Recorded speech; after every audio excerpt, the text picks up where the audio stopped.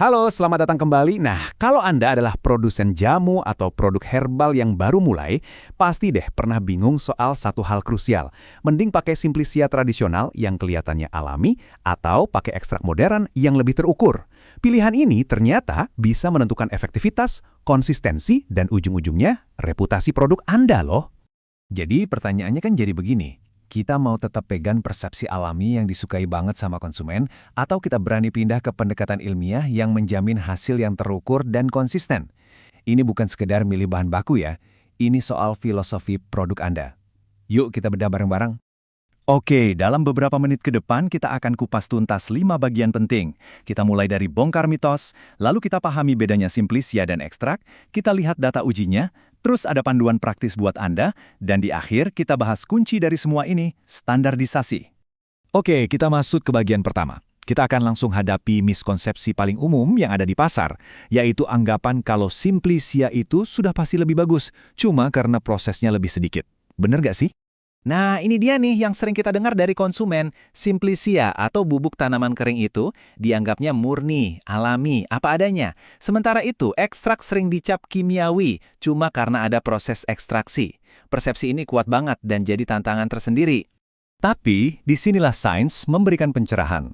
Persepsi alami tadi seringkali lupa sama 2 faktor paling penting dalam menentukan khasiat herbal. Yang pertama, konsentrasi, atau seberapa banyak sih zat aktif di dalamnya. Dan yang kedua, bioavailability, atau seberapa gampang zat itu diserap tubuh. Nah, 2 hal ini yang jadi pembeda utamanya. Sekarang, kita masuk ke intinya. Sebenarnya apa sih yang terjadi sama tanaman pas diolah jadi Simplicia atau ekstrak? Yuk kita lihat prosesnya. Simplicia itu gampangnya gini, tanaman dikeringkan, terus digiling jadi bubuk, selesai. Yang penting diingat adalah, bubuk ini isinya ya semua bagian tanaman itu, bukan cuma zat aktifnya. Jadi ada serat, pati, dan komponen lain yang sebenarnya nggak punya efek terapi langsung. Nah, kalau ekstrak itu beda cerita. Prosesnya lebih pintar. Kita pakai pelarut, bisa air atau etanol, buat narik keluar senyawa-senyawa aktif yang kita mau. Habis itu ampas atau bagian yang nggak perlu kita buang. Hasilnya, konsentrat zat aktif yang murni. Jadi, kalau kita jajarin begini, perbedaannya jadi jelas banget kan? Di satu sisi, ada Simplicia. Konsentrasinya rendah. Jadi butuh dosis yang gede banget buat dapat efeknya. Di sisi lain, ada ekstrak yang pekat dan gampang diserap tubuh. Jadi dosis kecil aja udah cukup. Jauh lebih efisien. Cukup teorinya, sekarang kita lihat buktinya. Di bagian ini kita akan lihat data-data penelitian yang konkret yang menunjukkan kalau perbedaan tadi bukan cuma di atas kertas.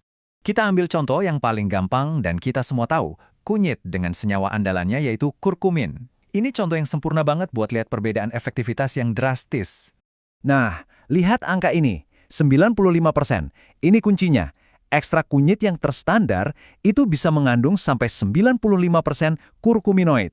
Coba bandingkan sama bubuk kunyit biasa yang rata-rata cuma 2-5%. Jomplang banget kan?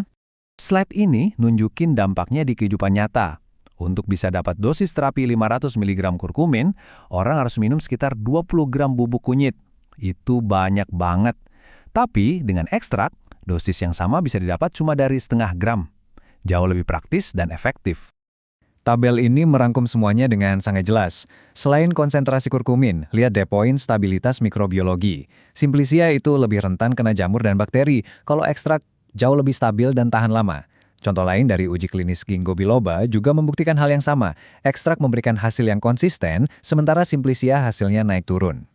Oke, setelah kita paham sains dan datanya, sekarang kita masuk ke bagian yang paling praktis. Sebagai produsen, gimana cara menerapkan ilmu ini? Kapan sih harus pilih ekstrak? Dan kapan Simplicia masih oke untuk dipakai? Gini, Anda sebaiknya memprioritaskan ekstrak kalau, pertama, produk Anda punya target terapi yang spesifik, misalnya untuk meredakan nyeri. Kedua, kalau Anda ingin menjamin setiap kapsul atau sachet itu punya dosis yang sama persis. Dan ketiga, kalau produk Anda butuh masa simpan yang lama dan stabil. Eits, tapi bukan berarti Simplicia nggak ada gunanya ya. Simplicia itu masih sangat relevan kok. Contohnya untuk produk yang tujuannya memang efek serat, seperti untuk melancarkan pencernaan. Atau untuk produk seperti teh yang manfaat antioksidannya memang sudah stabil dalam bentuk kering.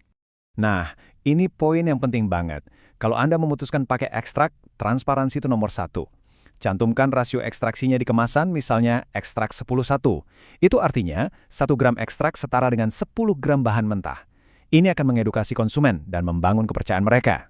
Akhirnya kita sampai pada konsep yang paling penting yang menyatukan semua obrolan kita dari tadi. Coba kita resapi kalimat ini. Pada akhirnya, yang paling penting itu bukan bentuknya bubuk atau ekstrak. Yang terpenting adalah apakah bahan itu terstandarisasi. Artinya, kandungan senyawa aktifnya itu terukur dan konsisten dari satu produksi ke produksi berikutnya. Inilah yang membedakan produk herbal abal-abal dengan yang berkualitas. Pada akhirnya, seperti yang digambarkan di sini, jalan menuju kualitas dan konsistensi sejati itu didorong oleh sains. Ini bukan lagi soal tradisi versus modernitas, tapi soal bagaimana kita menggunakan sains untuk membuka potensi maksimal yang ditawarkan oleh alam.